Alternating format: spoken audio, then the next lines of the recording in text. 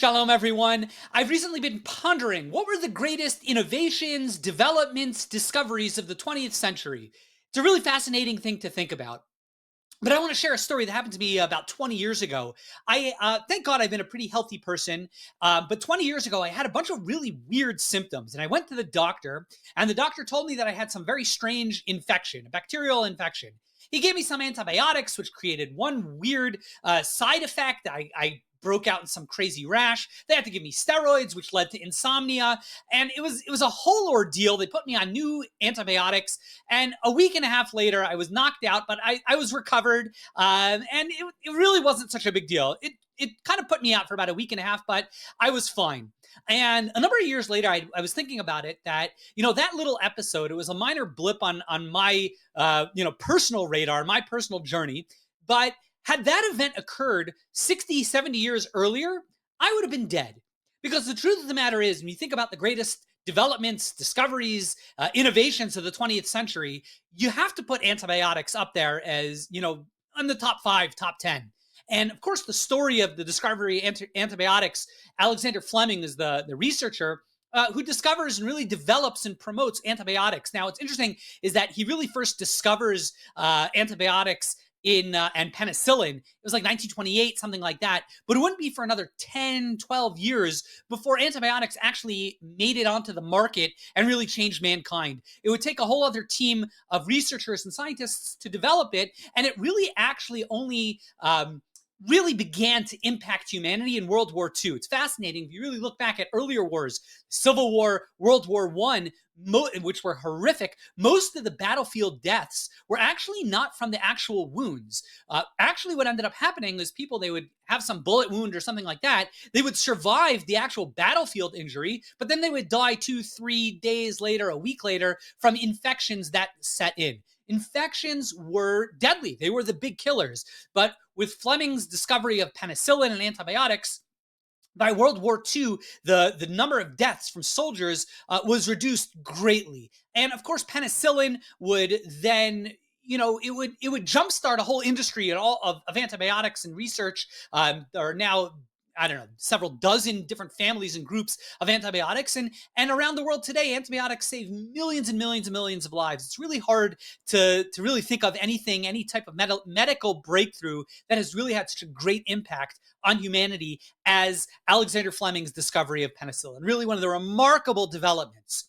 It's a fascinating thing. Of course, comes to Pesach, the highlight for many of Pesach and the Passover Seder is when the kids get up and they sing the Manishtana, the 4 questions.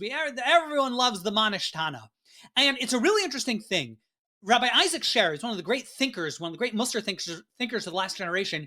He quotes the passage of the Gemara, which tells us that we know that even the Haggadah itself tells us that afilu kulanu chachamim, kulanu nevonim, kulanu zakenim, if we were all brilliant, we were all righteous, we were all scholars, mitzvah aleinu l'saper b'yetzias Mitzrayim is still an obligation to tell over the story of the Exodus of Sinai, to tell over the story of Yetzias Mitzrayim.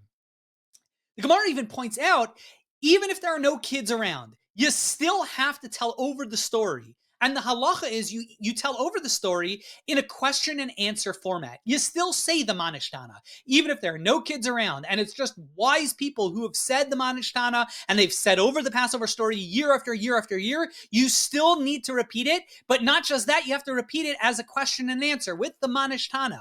If it's just a person and his wife, so his wife should should recite the questions. And not only that, the Gemara tells us if a person is doing the Passover Seder, if a person is doing the Pesach Seder by themselves, they still recite the Manishtana, you still recite the Haggadah in question and answer format. And Rabbi Sher points out, this is really highlighting a profound idea in Judaism. We need to ask Manishtana. The notion of asking questions. Why is this night different than other nights? Why are we doing the things that we're doing? It's such a fundamental message and ideal in Judaism. We ask questions. Why are we doing this? Why is this different? And Rabbi Sher points out this notion of questioning is such a fundamental idea in Judaism, even if we're brilliant, even if we've said the Passover story year after year, even if it's a person by themselves, you still need to say it over in question and answer format as a way of reminding ourselves, as a way of reinforcing this notion. We ask Manishtana. We need to search and ask questions. And if I could just take that idea one step further, I don't think what Rabbi Shara is pointing out, what the Talmud is teaching us, is this notion of question authority, just question everything. I think that's a little bit of a cynical approach. I think what is being argued over here is a step deeper. It's not just question and ask questions for the sake of taking things down, but rather it's the idea of asking questions so that we can build things up. It's to have an inquisitive mind. It's to have a curious mind, not just to ask questions, but to ask questions so that we can search for answers. That notion of asking Manishtana, we don't just ask Manishtana, we ask, why is this different? Because we're looking for the answers. We have to be seeking truth. We have to be looking for answers for why things are different. It's so natural and it's so human to sort of coast through life. We very often live our lives on autopilot. And I think what's being highlighted over here is every now and again, probably every day, but certainly on the Pesach Seder and on a regular basis, we need to take some time to self-reflect. We need to stop and ask ourselves, Manishtana, why are things different? Why am I doing what I'm doing? Why is this night different than other nights? We have to break that cruise control attitude and self-reflect and ask and be critical, but in the sense that I'm looking for answers. I'm not just trying to take things down. We're trying to build up. We're looking for truth. And we do that by asking questions, by having an open mind, and by being curious and asking Manishtana so that we can find the answers. The classic story of Alexander Fleming and how he discovers penicillin. It's an amazing story, and it's such an inspiration to all of us.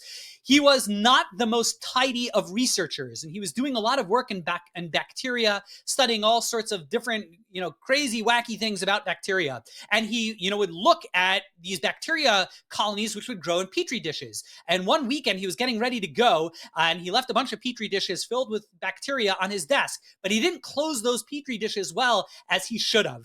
And he got back after the weekend, and he was looking at all of his work. Now, the story goes he had left the window open, but I think history has debunked that. It wasn't, his window was not open. But what he did notice was in one of his petri dishes, which wasn't sealed quite as it should have been, he noticed that there was a big bald spot in middle of the bacteria colony. And he uttered two words which would change the course of history. He said, "That's funny." He noticed, why is this petri dish different than all the other petri dishes? Why was there a big hole inside of that bacteria colony? Now, he did some research and he discovered that a piece of fungus, one spore of fungus from the Penicillin fungi family, had landed in the middle of his bacteria colony. And that fungus had antibacterial properties, and it had killed out and created that little bald spot in that petri dish. And Alexander Fleming, by asking Manishtana, why is this petri dish different than all the other petri dishes? Well, he changed the course of mankind. What I've always found to be so profound about the story was, number one, is that he stopped to ask the question. He had that curious mind. He noticed that something was different. He had that inquisitiveness to him to ask Manishtana, but that wasn't it. He didn't just say, "Oh, that's interesting," and move on. He looked for the answer. He saw something was different. He asked Manishtana. He asked, "Why is this different?" And then he looked, he analyzed, he looked for the truth. He sought out the answer. He didn't just ask questions, for the sake of asking questions, but he asked questions for the sake of finding the answer. And that's such a powerful lesson. And, he found the answer, and the answer was penicillin, and he changed the course of mankind. We need to learn that story and take that lesson to heart. We all need to ask Manishtana. On Passover, when we say the Pesach Seder and we say the Manishtana, we need to ask, why is this different? Why is this night different than all other nights? But we also have to be constantly asking ourselves, why Manishtana? Why am I doing the things that I'm doing? What's different? We can't just ask questions. We also have to be able to have that courage, that strength to also search out for answers.